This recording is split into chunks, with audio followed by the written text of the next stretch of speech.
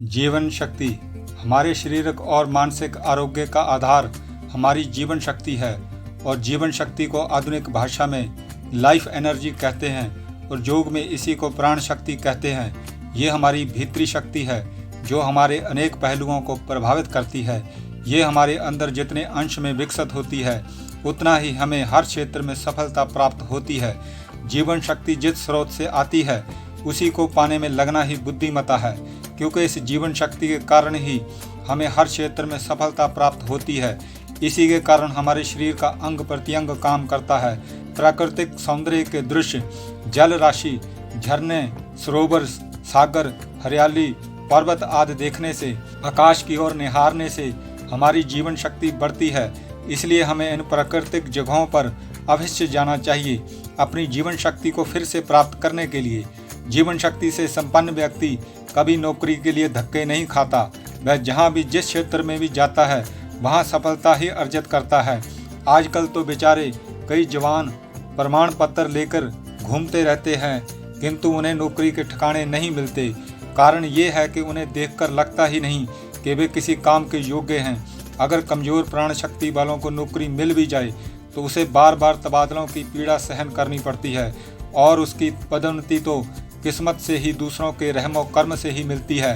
कमज़ोर जीवन शक्ति वालों के बिजनेस भी उन्हीं की तरह कमज़ोर ही रहते हैं। जीवन में निर्भयता हो, प्रसन्नता हो, मन में उल्लास और साहस होना चाहिए। जीवन ढीला ढाला और सुस्त नहीं होना चाहिए। तन और मन दोनों मजबूत होने चाहिए। हमारे जीवन में दैवी गुण जितने अधिक विकसित होते हैं उतना उच्चतम और ज्ञान, शांति और आनंद हमारे जीवन में खिलता है। निर्भयता, अहिंसा, सत्य बोलना, दिव्य उपासना और शालीनता ये सब दैवी गुण हैं। दैवी गुणों के विकास के लिए ब्रह्मचर्य, प्राकृतिक वातावरण, सात्विक भोजन, ध्यान ये सब जरूरी होते हैं और इससे जीवन शक्ति का विकास होता है। ध्यान और जप तप करने से आपकी रोग प्रतिरोधक क्षमता बढ़ती है। मन और बुद्धि विकसित होते हैं। आपकी अनुमान लगाने की शक्ति जागृत होती है। आपके अंदर ज्ञान शक्ति और शौर्य शक्ति का विकास होता है। अपने विचारों को, अपने जीवन को किस दिशा में मोड़ना है और कैसे मोड़ना है इसकी भी समझ विकसित होती है जीवन शक्ति से। इसको बढ़ाने के लिए सुबह शाम ध्यान करना चाहिए। इन समय पर ध्यान करने से बुद्धि का विकास होता है और प्राण शक्ति का विकास होता है। जैसे गन्ने में रस होता है वैसे ही आपकी रगों में ओज होता है। जो लोग ब्रह्म मुहूर्त में भी सोते रहते हैं, अगर वे बहुत सावधान ना रहे तो उनका वीर्य स्खलित हो जाता है, जिससे शरीर निस्तेज पड़ जाता है, अर्थात आपकी जीवन शक्ति कमज़ोर पड़ जाती है। ब्रह्म मुहूर्त में उठने से आपकी रगों में बह रहे वीर्य की रक्षा होती है। प्रातःकाल जिस समय नक्षत्र दिख रहे हों, तारे दिखते हों, उस समय उठकर नहा लेना चाहिए। प्रातःकाल 4 बजे से 5 बजे के बीच का समय प्राणायाम द्वारा प्राण शक्ति, मन शक्ति, बुद्धि शक्ति विकसित करने हेतु बेजोड़ समय है। अन्यथा सूर्य उदय तक तो खाली पेट प्राणायाम कर ही लेना चाहिए। स्वास्थ्य की रक्षा होती है।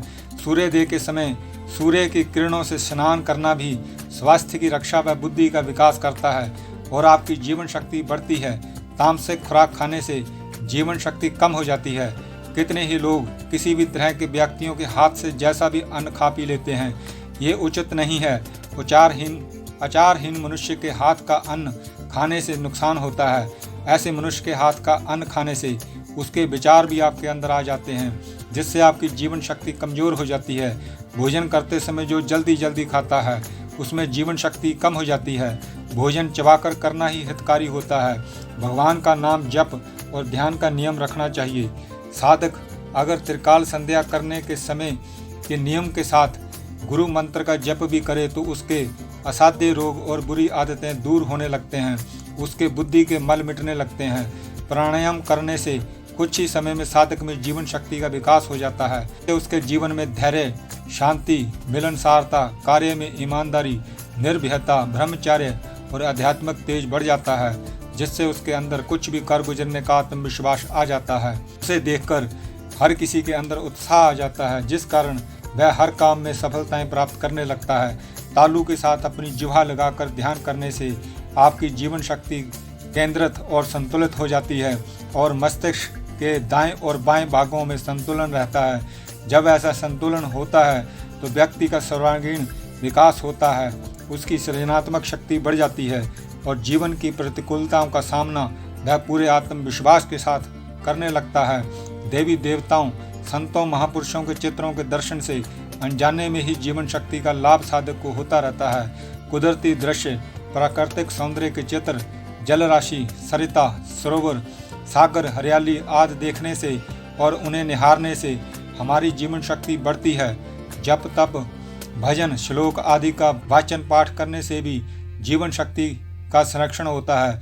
रीढ़ की हड्डी टेढ़ी रखकर बैठने वाले व्यक्ति की जीवन शक्ति कमजोर हो जाती है। इसी तरह रीढ़ की हड्डी और गर्दन को सही स्थिति के साथ रखकर बैठने वाले व्यक्ति की जीवन शक्ति बढ़ जाती है। ज्यादा जीवन शक्ति वाले लोग हिम्मत वाले, बलवान और नम्र होते हैं। उन्हें हराना मुश्किल होता है। झुककर चलने वाले और बैठने वाले अगर जवान भी हों तो भी वह मृत्यु के समान दुर्बल और निराशावादी ही होते हैं। धातुओं से बनी कुर्सियां, आराम कुर्सी, नर्म गद्दे वाली कुर्सियां जीवन शक्ति को हानि पहुंचाती हैं, तो सीधी सपाट और बैठने वाली कुर्सी लाभदायक होती है। तुलसी की माला, रुद्राक्ष की माला, सोने की माला धारण करने से जीवन शक्ति बढ़ती है। चलते चलते बातें करने से भी जीवन शक्ति में कमजोरी आती है, पर केवल आवश्यक बात भर ही करने और ज़्यादातर मौन रहने से जीवन शक्ति बढ़ती है। सारांश यही है कि आपके अंदर जितनी ज़्यादा ये जीवन शक्ति होगी, आप उतना ही ज़्यादा ऊर्जावान, जीवन से लबरेज, उत्साही और सफल मनुष्य बनेंगे।